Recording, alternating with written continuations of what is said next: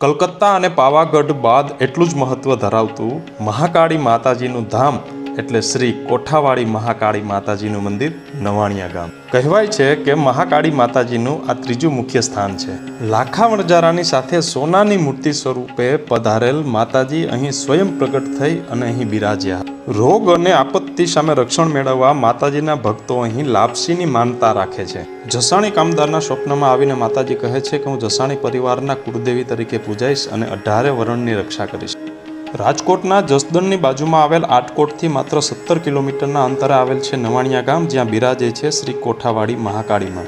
સૌરાષ્ટ્રવાસીઓ માટે તો આ પાવાગઢ જ ગણાય છે.